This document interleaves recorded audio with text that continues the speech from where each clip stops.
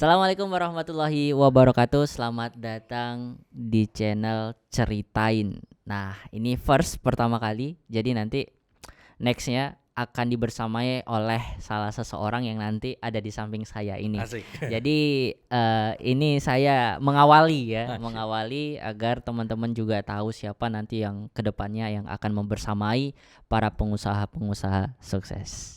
Dan kita sapa terlebih dahulu. Assalamualaikum Coach Rendra. Waalaikumsalam warahmatullahi wabarakatuh. Wah. Kang Nurdianto. Nih, Halo, halo, apa kabar Bang. Kang? Alhamdulillah sehat. Gimana Coach? Sehat kabarnya? Alhamdulillah, luar biasa. Masya Allah. Ya hari ini berarti udah banyak sekali ya lebih ke garapan-garapan di dunia marketing berarti ya. Ya, kebetulan banyakkan sih memang kita handling klien-klien marketing dan memang kita punya purpose untuk bantu UMKM terutama ya untuk naik level dengan marketing organization system. Nah, Oke, gitu. berarti selama ini brandnya Coach Rendra itu apa?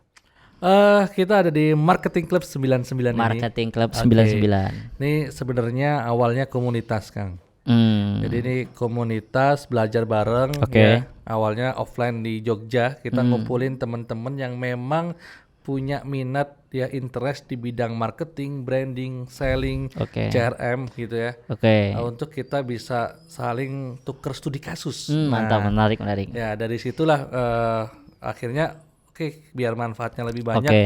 coba kita angkat nih ke online gitu. Ya, oke. Jadi awalnya di situ dan akhirnya alhamdulillah kita juga dari media kita bikin bukuin e-book, ya bikin video-video pendek dan hari ini saya diundang di podcastnya Ceritain nih, keren banget. Bukan diundang juga sih sebenarnya, tuan rumah ya. Nah sebelum kita lanjut ya ke Mas Rendra, kan ini first ya, pertama Siap. kali kita di channel Ceritain ya. Oke. Nah ini kan yang gagas Coach Rendra sendiri. Masya Allah. Kan pasti orang tuh ketika membuat sesuatu pasti punya goals, punya visi. Nah kalau dari Coach Rendra membuat channel Ceritain ini itu seperti apa goalsnya? Ya jadi tujuannya sih diceritain ini, orang kan nggak suka dijualin ya. Oke, itu kata-kata siapa tuh? Iya. Ada ya? Intinya orang itu, tapi semua orang tuh suka cerita. Iya betul. Dan Gibah ya. Ya, dan Tuhan aja atau Allah ya, Ya, nyampein berfirman ya.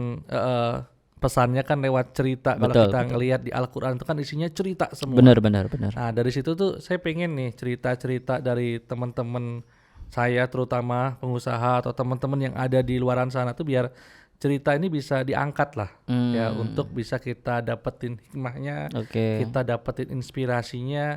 Ya siapa tahu bisa jadi amal jariah Betul. buat yang nyampein, juga buat saya juga dan buat teman-teman, bisa jadi ladang kita ya, ngasih sesuatu petunjuk lah buat teman-teman. Mungkin ada yang lagi terpuruk, bingung caranya bisnis ini, ternyata ada yang udah jago di bisnis itu. Oh gitu. Berarti itu ini kan, cerita bisnis atau berbicara tentang agama atau spiritual?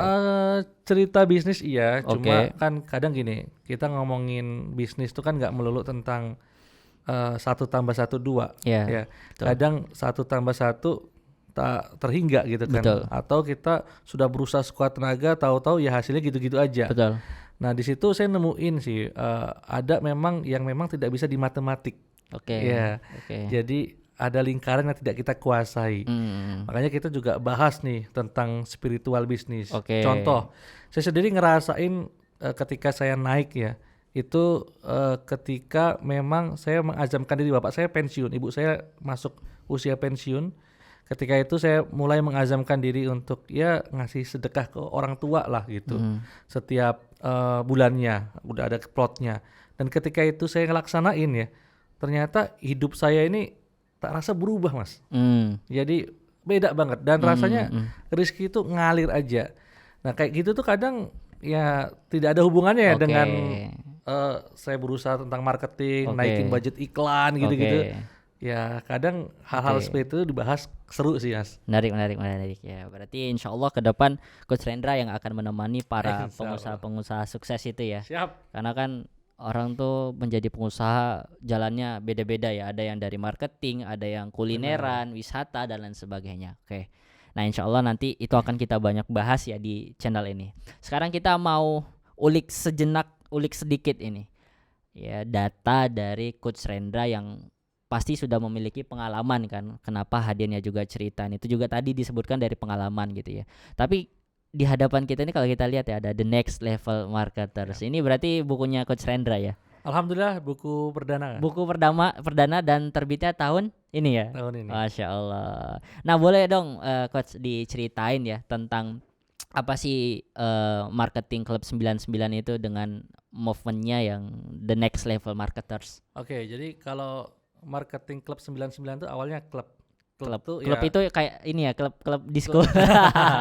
Bar-bar gitu ya. beach club sih. Oh enggak aja. Enggak. Jadi klub itu gini, dulu waktu saya SMA kita punya namanya waktu dulu saya SMA-nya itu di Mayoga namanya. Mantiga Yogyakarta. Oh, keren banget ya. Kayak di- sekolah di Jepang Iya, aja. di Mayoga itu ada satu klub pada waktu itu saya ikut namanya MBL ya. MBL.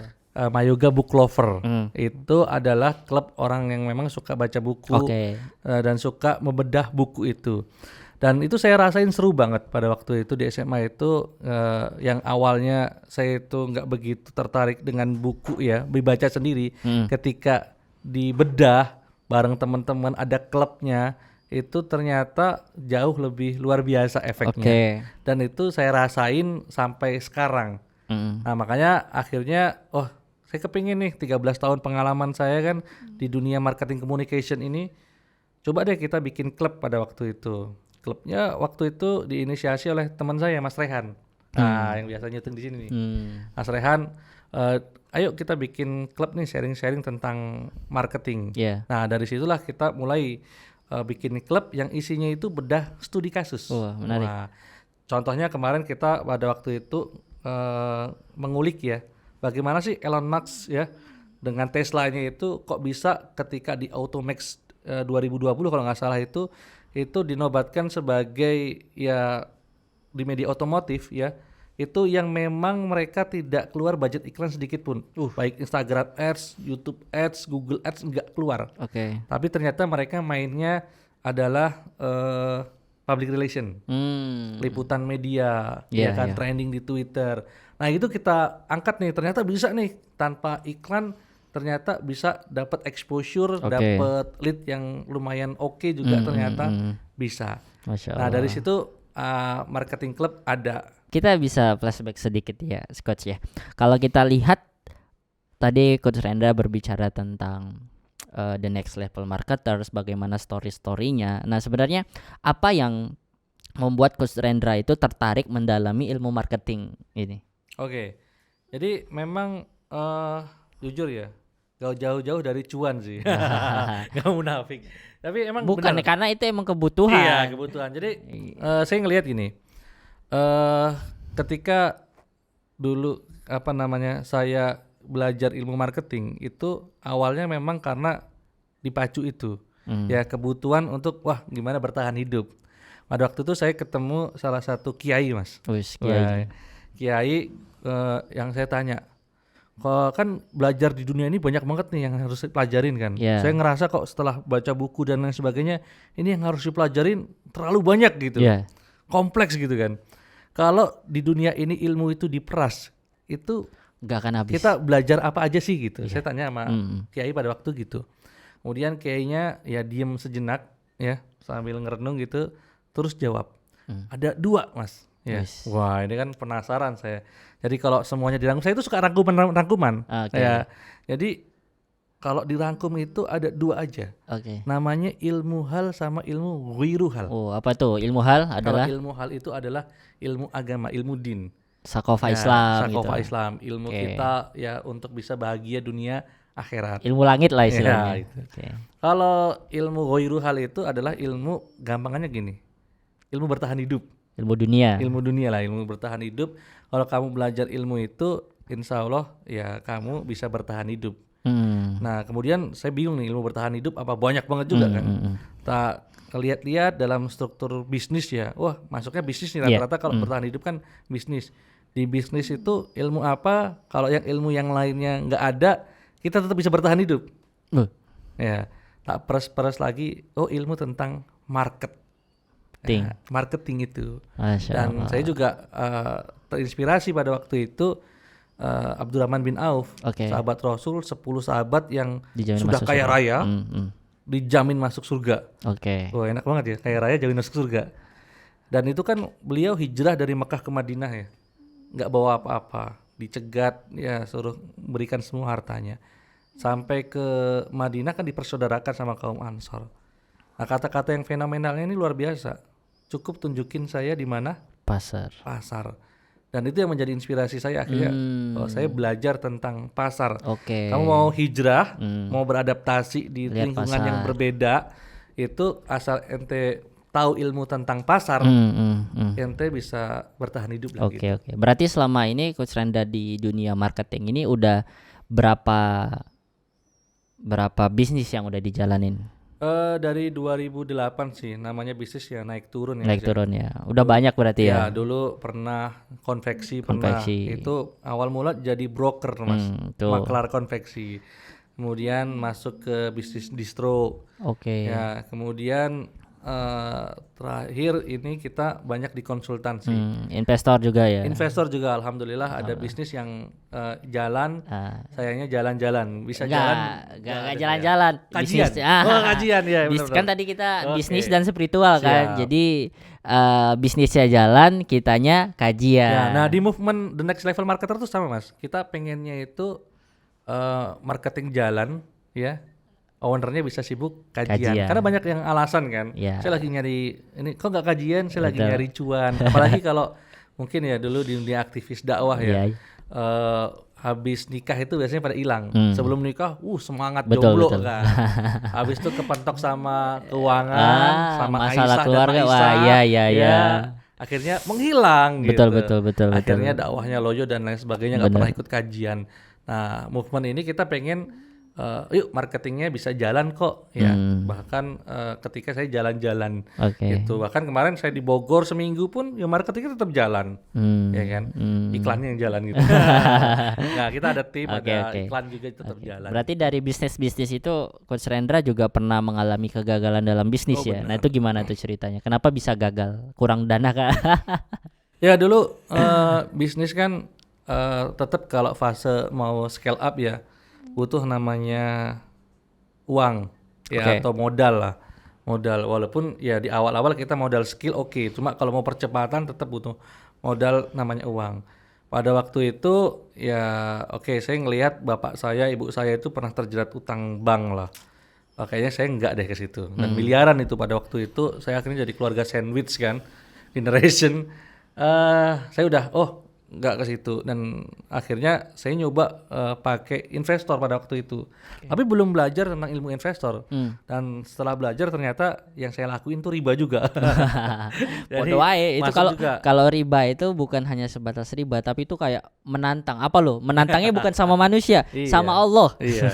Waduh, luar biasa ancamannya kalau riba itu. Nah, dari situ kita pakai investor lah. Alhamdulillahnya memang saya orang grafis ya, di communication skill juga kita pinter bikin proposal, bikin visual yang menarik ya kan, sehingga prospektifnya bagus, nyari investor gampang. Ya, cuma ketika pakai investor, investor setiap bulan saya harus fix ya, bagi hasilnya sekian, bukan dari profit margin tapi dari omset begitu. Nah, lama-lama habis juga kan modalnya. Tapi juga saya ketemu investor yang memang belum paham juga tentang investasi, sehingga ketika rugi yang tadinya saya itu akadnya investasi, jadi akhirnya akad utang piutang. Saya jadi punya utang mas. Jadi saya punya utang. Pada waktu itu saya sempat punya konveksi ya.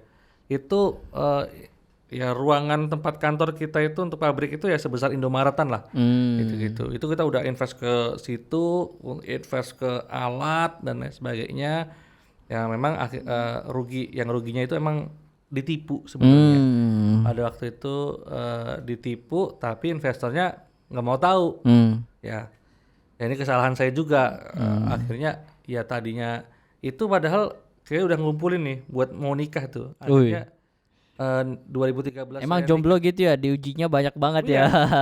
Akhirnya tertunda. Akhirnya yang tadinya pengen buat nikah, akhirnya nikahnya saya di 2013 itu waktu bangkrut. Dan jodohnya tetap sama nggak itu waktu itu? Atau ganti juga? Ya, di situ terpuruk. akhirnya ya memang Allah punya Iya betul. jalannya lah. Benar.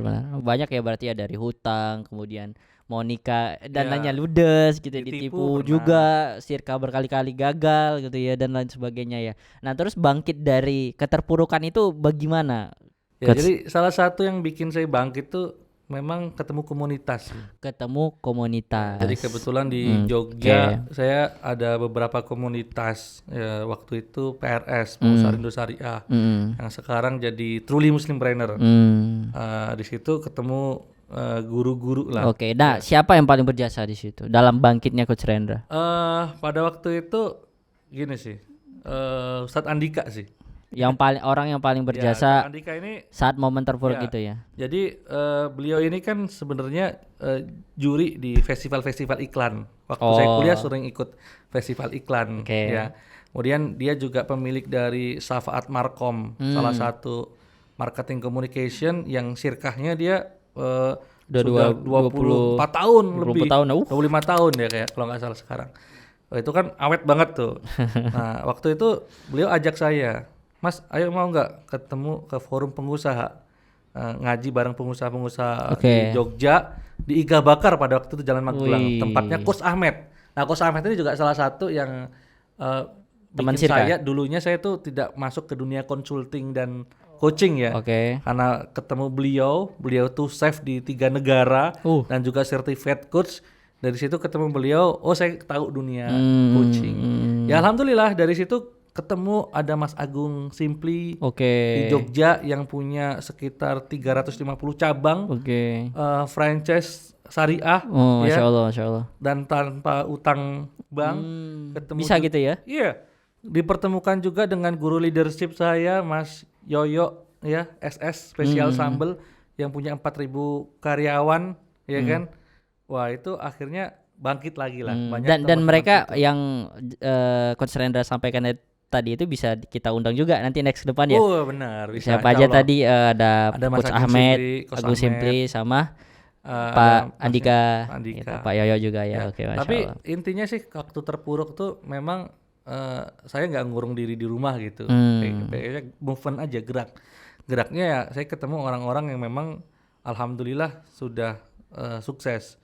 Dari situ ternyata mereka itu juga luar biasa perjuangannya. Jadi saya ngerasanya saya itu nggak ada apa-apanya deh. Saya pun punya klien loh Mas, utangnya itu 56 miliar. Wah Kan ketika saya diceritain utangnya segitu kan nggak ada apa-apanya. Akhirnya 1 juta nggak ada apa-apanya, 2 juta nggak ada apa-apanya, 13 juta nggak ada apa-apanya. Tapi dia bisa lunas loh, maksudnya bisa Gitu ya. lunas, spiritualnya oke, keluarganya juga harmonis. Wah tak rasa aku harus belajar lagi nih. Nah makanya aku pengen sih di podcast ini ya bisa sharing-sharing, undang teman-teman yang memang punya cerita-cerita ya yang bisa membangkitkan kita yang tadi lagi dalam terpurukan. Ya karena bahaya kalau nggak ada teman kan, tahu-tahu bunuh diri gitu. Oke, berarti tadi dari keterpurukan kemudian bisa bangkit karena ketemu sama komunitas, ketemu sama mentor-mentor yang bagus gitu kan. Nah perubahan finansial tentu ada dong. Nah apa ada unsur-unsur ilmu langit nggak yang membuat finansial kita itu berubah? Ya, waktu itu saya belajar tentang bab rezeki, Mas. Oke, bab rezeki. Nah, itu bab rezeki itu dipelajari di komunitas itu? Iya, di komunitas itu ada waktu menarik itu. Ya? Saya itu nggak paham tentang rezeki itu apa. Akhirnya saya paham, ternyata rezeki itu arti katanya adalah atau pemberian. Dan memang bentuk rezeki itu bukan selalu uang. Kadang masalah yang kita dapat ini juga rezeki. Ya, loh. Masalah rezeki. Saya nggak ada masalah Mas, nggak bisa ketemu mentor-mentor hebat itu Mas. Betul, nggak mencari gitu ya. Betul. Karena ada masalah itu alhamdulillah. Betul. Ya, saya akhirnya ketemu orang-orang hebat, ketemu mentor-mentor hebat dan mereka ternyata luar biasa. Nah disitulah akhirnya ya saya bangkit lagi gitu kan. Dan memang di bab rezeki itu ya ternyata rezeki itu tidak selalu datang dari usaha kita. Jadi kita rezeki itu ada yang memang karena kita bertakwa, menjalankan perintah Allah, meninggalkan larangannya. Itu kan rezekinya kata Allah janjinya tidak disangka-sangka, kejutan dari Allah Subhanahu Wa Taala. Ada juga memang rezeki karena kita tadi menolong orang tua. Mm. Ya, itu ternyata juga rezeki. Ada juga rezeki ketika kita sedekah, ya kan. Oh, ternyata banyak ya kuncinya. Maksudnya saya tuh ngelakuin tuh cuma satu hal, usaha doang kan, bisnis gitu. Yang diulik-ulik cuma laporan keuangan, Iya. teknik marketing, ya Iya, kan. betul. Ternyata akhir jam-jamnya nggak kayak gitu. Tapi tetap sunatullah tetap kita Betul. jalanin ya, sekuat tenaga. Tapi kita juga nggak boleh langsung mendeskripsikan bahwasannya kalau uang kita mau banyak harus sedekah, kan itu niatnya jadi salah. Iya, benar gak sih? Iya. Wah, ini gue mau bisnisnya biar lancar, bisnisnya biar omsetnya gede, ya udah sedekah aja banyak-banyak. Ya kalau berharapnya sama Allah sih nggak masalah. Nggak sih. masalah, Kalau ya. saya sih prinsipnya kan ada juga memang kalau kita mau doa kita terkabulkan salah satunya diiringin dengan berbuat baik dulu. Betul. Paling simpel sih sedekah, habis itu kita doa sama Allah. Nah, Masya munajat. Allah. Oke. Nah, ini kan kita balik ya. Tadi kan di awal kita Siap. bahas ini ya, the next level marketers. Wah, ini sangat luar biasa ya dong. Latar belakangnya singkatnya seperti apa ini, Coach Rendra? Jadi Buku ini latar hadir. belakang buku ini gini. Saya alhamdulillah kan 3 tahun terakhir inilah itu memang banyak jadi konsultan, ya konsultan di bidang marketing. Dan saya keliling Indonesia itu banyak dapat keluhan-keluhan mas dari para business owner. Oke. Kok susah sih nemuin leader marketing, Oke. khususnya para manajer. Ketika memang mereka itu bermainnya udah nggak main sendirian marketingnya, udah bangun tim, udah bangun sistem. Ternyata ketika saya dampingin untuk bangun sistem, PR terbesarnya nih ya ketika bertumbuh tim itu butuh bertumbuhnya leader-leader. Oke. Nah leader-leader ini ketika kita buka lowongan kerja gitu ya, Oke. itu ternyata nggak gampang dapatnya mas. Oh gitu. Iya, para level leader ini. Ya akhirnya saya bikin buku ini, buku panduan untuk ya para calon leader, baik itu mungkin dia koordinator, SPV atau manajer ya, yang memang spesifik di bidang marketing. Oke. Agar dia punya standarisasi nih, bagaimana sih jadi leader yang bagus, Oke. bagaimana caranya bikin strategic plan, ya, bagaimana bikin tactical plan yang benar, ya, yang standarnya corporate. Karena alhamdulillah saya pernah belajar di corporate, makanya saya paham bagaimana standarisasinya gimana nih. Kemudian bagaimana eksekusinya, disiplin eksekusinya gimana. Nah, itu kita tuangin pengalaman saya selama 13 tahun itu di dalam buku The Next Level Marketers Oke, ini. di buku ini berarti ya. Dan di buku ini ternyata ada dengan judulnya itu marketing system, ada 14 langkah bangun sistem ya. Nah, itu seperti apa Coach Rendra, bisa diceritain langkah-langkah bangun sistem itu tadi? Oke, kita nyebutnya namanya MOS, Marketing Organization System. Oke. Nah, itu ada 14 langkah untuk kita bangun sistem. Itu memang penyederhanaan dari ya langkah-langkah yang dilakukan para corporate. Oke. Ya. Kebetulan ya udah banyak corporate yang make ya, ya yang mana organisasinya lebih dari 100 orang lah. Nah, itu ada 14 langkah. Ya, nanti di buku itu ya mulai dari pertama adalah nentuin dulu noble purpose perusahaan. Jadi tujuan kenapa perusahaan ini ada, kenapa harus diperjuangkan mati-matian, dan apa dampak positifnya jika perusahaan ini terus omsetnya naik, marketingnya jalan. Betul. Nah, di situ noble purpose tuh di awal itu. Kalau itu kita nggak setel di awal, itu nanti tim berikutnya bingung nih. Oke. Nah, dan itu kita setting ya, kita bikin sampai nanti ya itu ke level OB itu paham. Ya, dia juga punya jiwa marketing juga. Oke. Ya, jiwa mempunyai bahwa tahu tujuan perusahaan ini mau kemana itu tahu. Oke. Nah, dari situ kita turunkan lagi mas ke langkah berikutnya. Langkah kedua itu visi, misi, culture. Oke. Nah, ini jadi satu. Jadi purpose, visi, misi, culture ini jadi satu. Ini apa? Ini untuk ya bikin bisnis kita itu bisa sustain. Ya, tujuannya jelas. Ya. Nah, dari situ turun lagi ke marketing goal. Oke. Nah, marketing goal ini kita sesuaikan dengan bisnis goal teman-teman. Ya. Dari situ marketing goal turun ke marketing plan. Oke. Nah, di marketing plan ada 2 tuh. Strategic plan sama tactical plan. Nah, itu kita ajarin di buku itu. Nah, dari situ kita turun lagi ya, dari strategic plan tadi ke activity. Oke. Aktivitasnya apa sih organisasi ini? Oke. Setiap divisi, setiap tim. Ya kalau timnya 5 berarti tiap 5 orang itu ada aktivitasnya. Oke. Turun ke job desk, bagaimana sistem reportnya, bagaimana mereka performnya, sistem untuk bikin perform dan ngukur performanya pakai KPI atau OKR ya nanti. Nah habis itu turun lagi ke SOP-nya sampai nanti terakhir kita akan bikin namanya TFT. Oke. Trainer for trainer. Jadi kita punya training center ya yang mana bisa untuk kaderisasi tim. Oke. Sehingga nanti kita tidak tergantungkan oleh orang, tapi by system semua, Oke. ada kurikulumnya, Oke. ada jenjang karir path-nya. Nah, itu yang kita mainkan sehingga inilah yang kita sebut namanya the next level marketers. Oke. Ya, jadi tadi ternyata penjelasan Coach Rendra lebih jelasnya ada di buku ini ya. Siap. Nah, maka teman-teman ini bisa banget untuk mendapatkan buku ini karena buku ini sangat luar biasa untuk meningkatkan value kita sebagai marketers ya. Oke, ini pertanyaan terakhir saya Coach Rendra.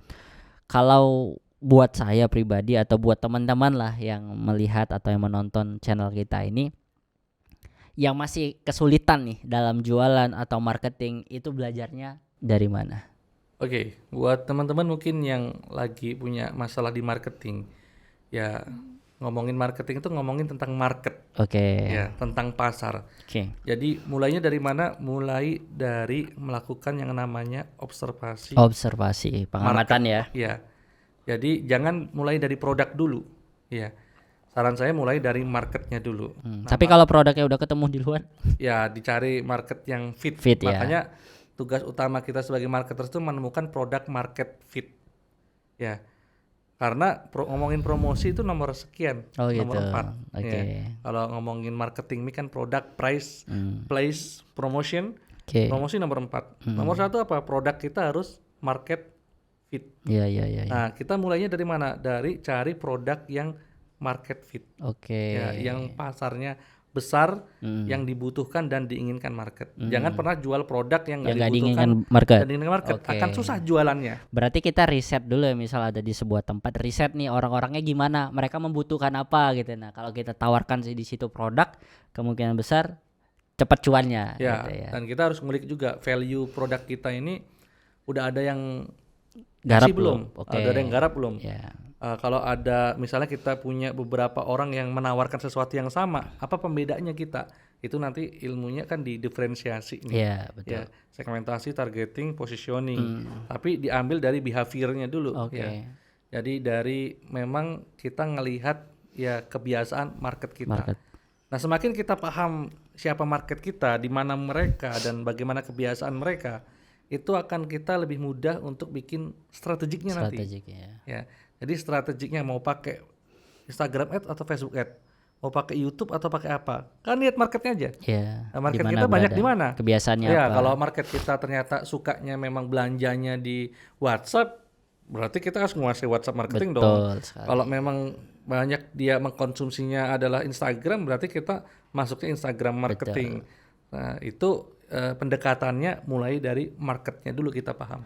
Oke, Masya Allah luar biasa bagaimana tadi Coach Rendra menyampaikan story-nya sehingga hadir buku ini, dan tentu channel ini harus terus berkembang nih Coach Rendra karena banyak cerita-cerita yang belum dilangitkan, yang belum dipublish gitu ya. Oke, ini thanks banget, makasih banyak Coach Rendra, semoga bukunya ini juga bisa menginspirasi lebih banyak orang gitu kan, dan juga kisah-kisah dari Coach Rendra. Insya Allah ke depan kita akan lanjutkan channel ini, jadi tonton terus, jangan lupa subscribe karena subscribe itu gratis gitu. Coach Rendra, sampai ketemu kembali. Thank you. Assalamualaikum warahmatullahi wabarakatuh. Waalaikumsalam warahmatullahi wabarakatuh.